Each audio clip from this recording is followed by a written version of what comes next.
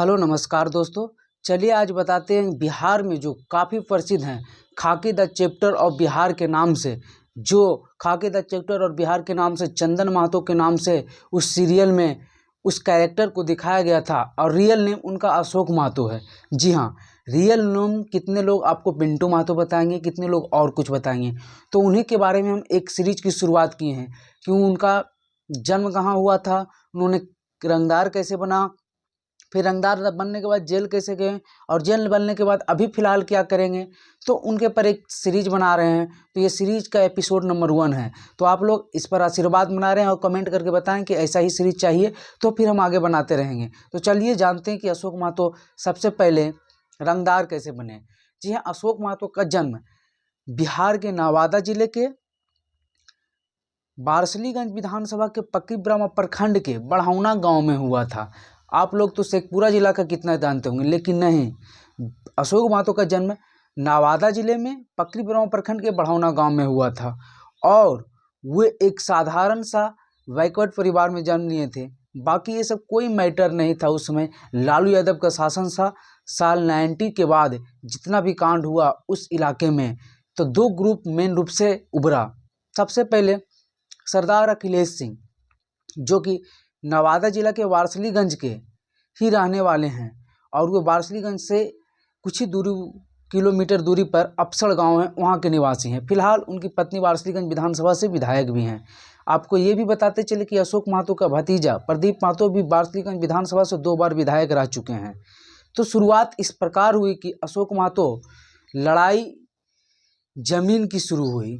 अशोक महतो के जहाँ गांव है, वहाँ के गांव के किनारे में 72 बीघा ज़मीन था और उस ज़मीन के कब्जाने की शुरुआत हुई। तो दबंगों कहा जाता है ऐसा कि जो दबंग भूमिहार परिवार थे, उन लोगों ने इस ज़मीन पर कब्जा करने के लिए सोचा और उसी के विरोध में अशोक महतो ने अपने गांव के सभी बैकवर्ड और अगल बगल गाँव जैसे कुननपुर हो गया और सभी गाँव के लोगों को एकजुट कर चंदा तहसील कर लड़ाई करना शुरू किया। दबंग उन लोगों के पास भी, भूमिहार गैंग के पास भी हथियार थी और उन लोगों ने इन लोगों को शुरुआती दौर में कुछ सताया। उसके बाद इन लोगों ने भी बैकफायर कर उन लोगों को सताया। तो शुरुआत यहाँ से हो गई। फिर अशोक महतो के नाम से केस दर्ज हुआ और अशोक महतो गाँव से भाग गए। गाँव से भागने के बाद उन्होंने एक गैंग का संगठन बनाया और उसी प्रकार अखिलेश सिंह भी एक गैंग चला रहे थे। अखिलेश सिंह गैंग जो रंगदारी वसूलती थी वारसलीगंज एरिया में उस समय 90s के दशक में। फिर अशोक महतो ने भी गैंग की शुरुआत की और इस गैंग में बहुत सारे युवाओं को जोड़ा गया और मामला फिर जाकर बाद में ज़मीन से बैकवर्ड और फॉरवर्ड में हो गया, क्योंकि अशोक महतो ने भी काली कमाई करना शुरू कर दिया, बशर्ते क्योंकि इन लोगों के पास धन संपदा की कमी थी और उन लोगों के पास पहले से थी।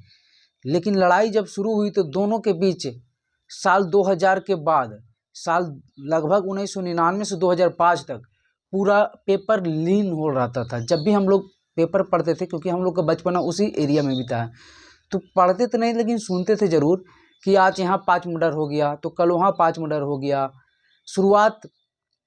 शुरुआती दौर में जो हम लोग जानते हैं, सबसे पहले एक डोला गांव है, वहाँ पे 5 भूमिहारों को दुर्गा मंदिर के पास मौत हो गया। लगभग 2005 से पहले की बात है।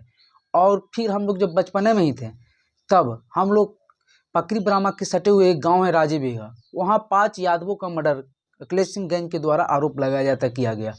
फिर अपसड़ कांड हो गया जो बहुत बड़ा कांड था, उसमें कितना महिला विधवा अभी भी है अपसड़ में। कहा जाता है कि इस कांड के पीछे अशोक महतो गैंग का हाथ है। फिर अखिलेश सिंह ने भी रिप्लाई किया और दोनों तरफ से इसी तरह से चलने लगा। इन लोगों ने फॉरवर्ड, यानी कि खास करके फॉरवर्ड में भी कोई और जाति नहीं थी, सिर्फ उस खास एरिया में भूमिहार ही फॉरवर्ड के रूप में अशोक महतो गैंग से लड़ रही थी। और इधर अशोक महतो की तरफ से बैकवर्ड में जैसे यादव, कुर्मी, कोयरी और भी छोटी छोटी अन्य जातियां इनके साथ आ गई थी, क्योंकि ये लोग भी उनसे सताए हुए थे।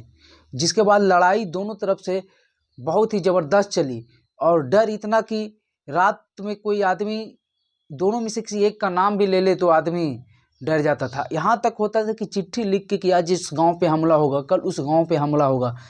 बशर्ते उस समय एक चीज़ सही थी कि रोड की स्थिति खराब थी, अन्यथा बहुत ज़्यादा और होता। बोलिएगा रोड की स्थिति खराब थी तो फिर इस पे इसका क्या असर पड़ेगा? तो इसका असर इसलिए था क्योंकि रोड की स्थिति खराब थी तो आवागमन में कुछ तकलीफ होती थी, कठिनाइयाँ आती थी, इसलिए थोड़ा कम कांड हुआ। लेकिन फिर भी उस समय इसका उन लोगों का भी फायदा था भागने की स्थिति में, क्योंकि पुलिस को पकड़ने में देरी हो जाती थी। तो इस प्रकार इस कांड की शुरुआत हो गई और साल 2000 से 2005 के बीच डेली मर्डर, हत्या, एक दूसरे पर आरोप, जब तक कि दोनों की खूनी रंजिश समाप्त नहीं हुई और आगे जाके जब अशोक महतो पकड़े गए तब इस गैंग का खत्म हुआ और उधर भी अखिलेश सिंह गैंग का थोड़ा सा कमी हुई और फिर दोनों राजनीतिक रूप से उतरे। तो अगले एपिसोड में हम लोग जानेंगे कि अशोक महतो कब पकड़े गए और किस प्रकार पकड़े गए और कौन पकड़वाया।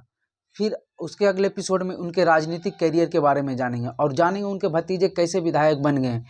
उसके बाद तो अखिलेश सिंह 2000 से 2005 तक उनकी पत्नी विधायक रही थी, लेकिन 2005 के बाद से जो स्थिति बदली, जो फिर आगे अगले एपिसोड में आपको बताएंगे। जय हिंद, जय भारत।